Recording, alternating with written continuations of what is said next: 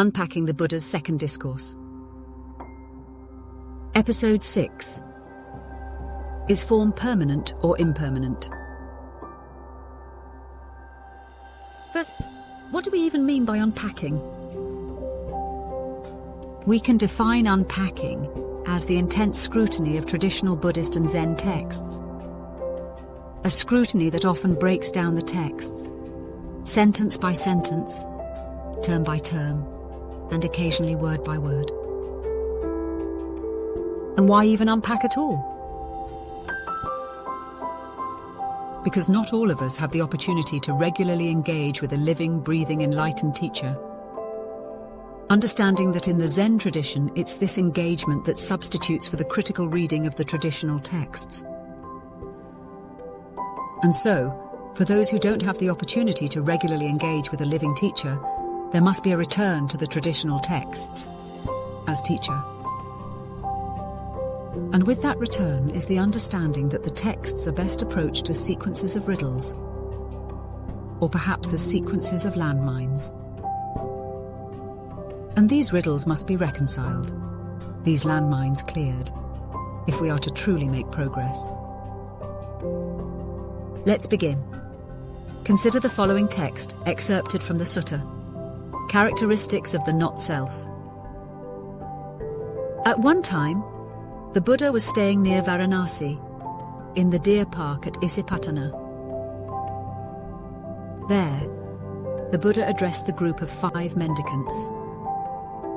Mendicants, "Venerable Sir," they replied.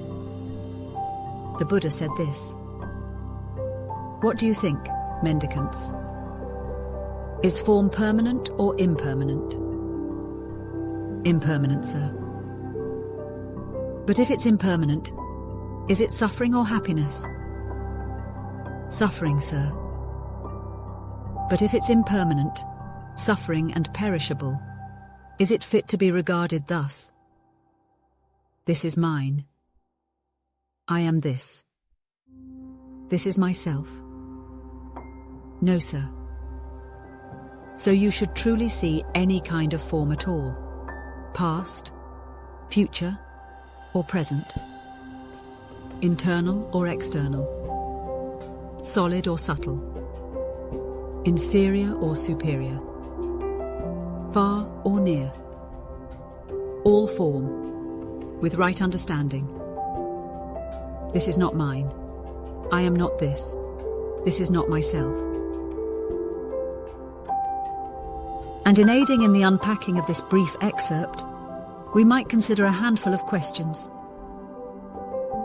First, why does the Buddha first establish the impermanence of form before asking whether it is suffering or happiness? What logical connection is being drawn? Next, how does the Buddha's teaching challenge the instinct to identify with form? This is mine. I am this. This is myself.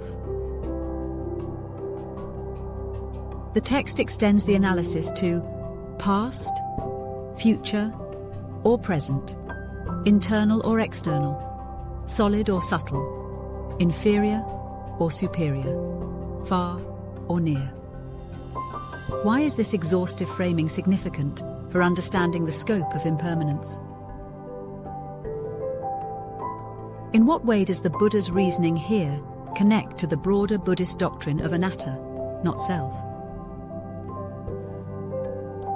And finally, how might this discourse serve as a practical instruction for meditation, rather than just a philosophical statement? And so we've gotten started on the Buddha's second discourse. More to come.